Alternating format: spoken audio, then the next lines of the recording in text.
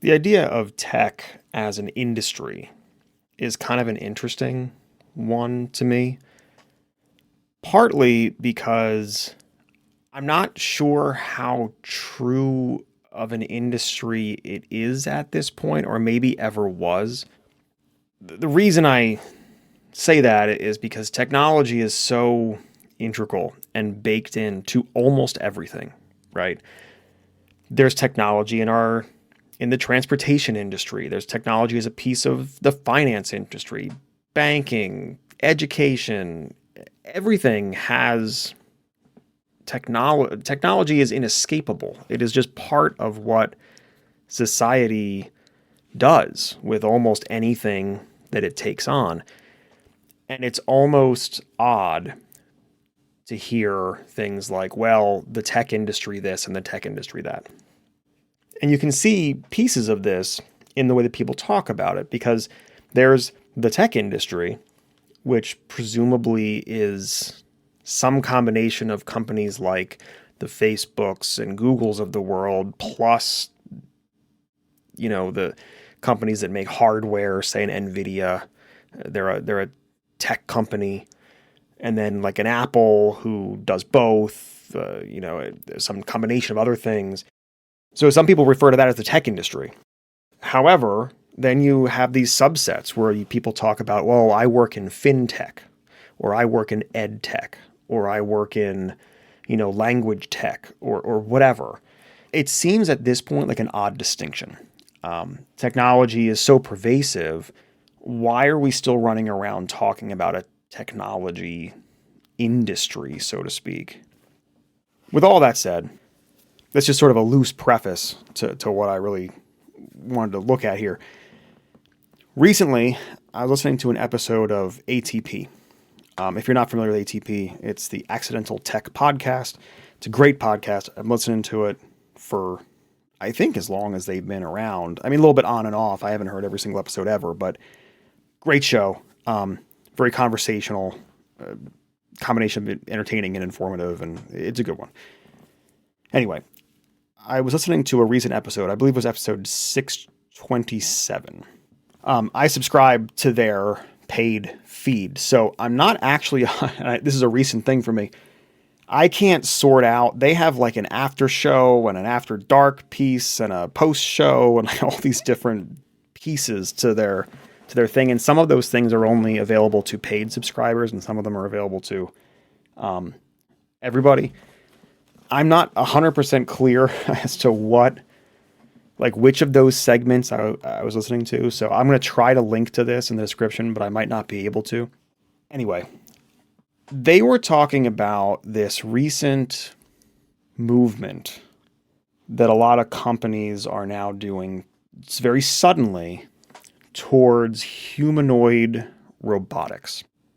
So the general idea is that all these big companies, and I forget all the companies that were listed because I didn't really keep up with this story all that well, but I think it was like Google and Meta and Apple and somebody else all kind of came out and made these claims that they were now going to embark on creating consumer-grade humanoid robots. That this was this was the next big thing in tech. Now the hosts were questioning this. They were saying, well, this doesn't seem right. That the technology isn't really there for this yet. It hasn't been there yet, and it still really isn't there yet. Nothing monumental has shifted. The companies seem to be claiming that somehow with the advent of LLMs, this was now more doable. And maybe it is more doable, but the technology still really isn't there. That was sort of the point of what the hosts were saying. And one of the other points that they were making was really around this is just companies scrambling to now find whatever the new frontier is in tech, right? Whatever that next big thing is. Because now, the LLM revolution has been out for the last 2 years, so we must be ready to move on. So now we're going to go find the next thing that will bring in the big investor payday to some of these companies to keep them going for the next 2 years or, whatever. This all got me thinking about something that has been rolling around in my head for quite a while. And I doubt I'm the only person who has had this sentiment or maybe even said these sorts of words. But this is just something that has rolled around in my head, particularly over the last, I don't know, let's call it 5 years. That's not an exact time frame, but something like that. I think what it is, in part, is that technology is no longer driven by technologists. It used to be. Now, I don't go all the way. I'm not old enough to go all the way back to the advent of personal computing in the 70s and 80s. I was alive in the 80s, but not old enough to be part of that particular revolution. But I'm generally aware of it, and this concept, this idea that people who were interested in computers were the ones who were building them. People who saw a future there, or just thought that they were cool, or they're looking for all sorts of different things to do with them, was really that first wave of consumer grade, consumer targeting personal computers. And then certain trends kind of fell out of that, right? Through the 80s, 90s, and I would say even the 2000s,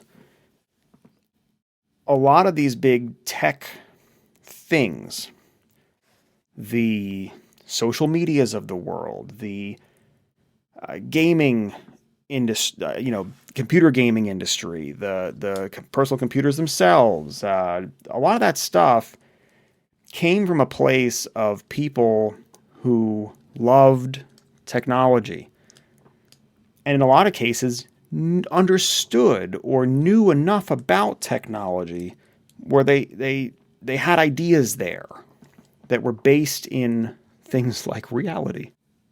And they made a lot of really interesting products, and they rocketed the society and the world forward at a clip that had never been seen before, as far as anyone is aware.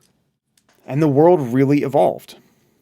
But it was on the back of people who really loved this stuff. In many cases. I'm not saying in every single case ever, but in many, many cases. You take a Steve Jobs, for instance. Someone like him, like he was part of that early curiosity about computers.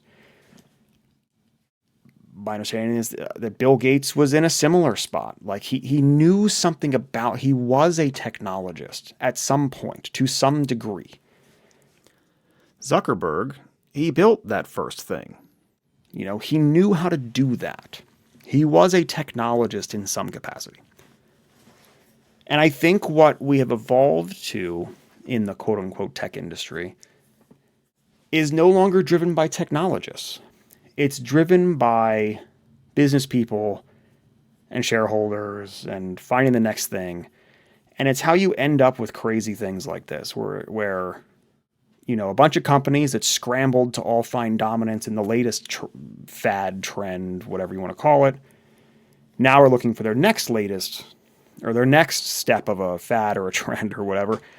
And they all decide, oh, it's time for humanoid robots. But it feels so hollow to me.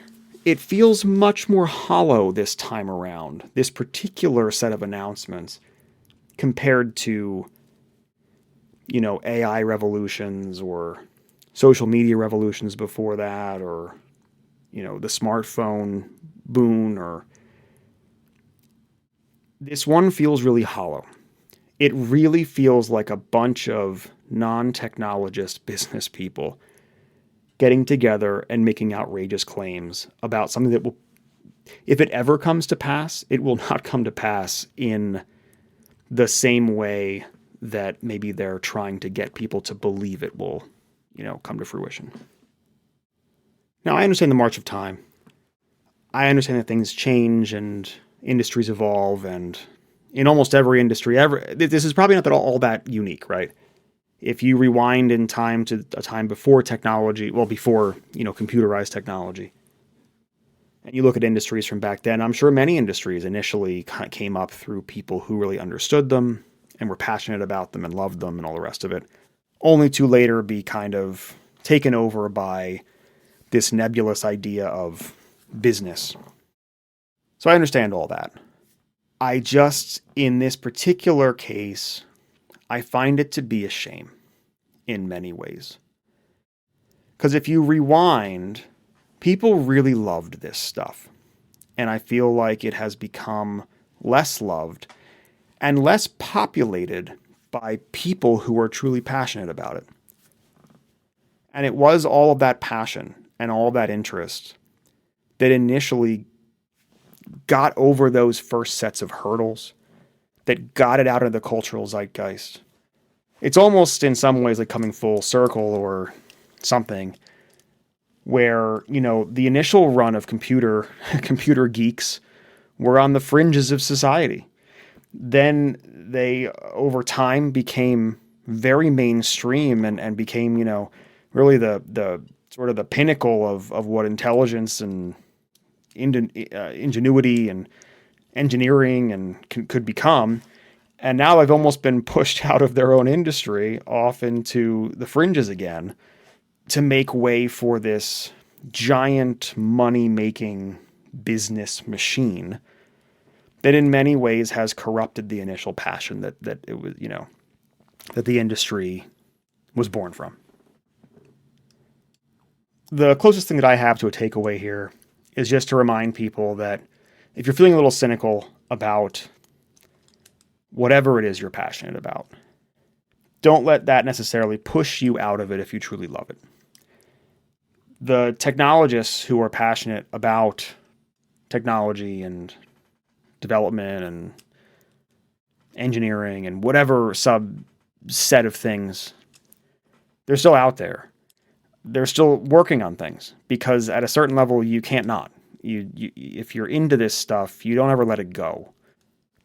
It may never become the 100x crazy next giant business, but it's still worth pursuing because that passion could be fulfilling to you. And I know this has held true for me throughout the course of my life. Even in my more cynical times, I do still love this stuff.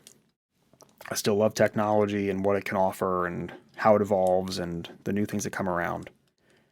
So it's just a piece of encouragement to not give up on passions, even if at some times you feel that maybe the time has passed for you, but your crowd is still out there somewhere, and the things you can accomplish are still worth doing.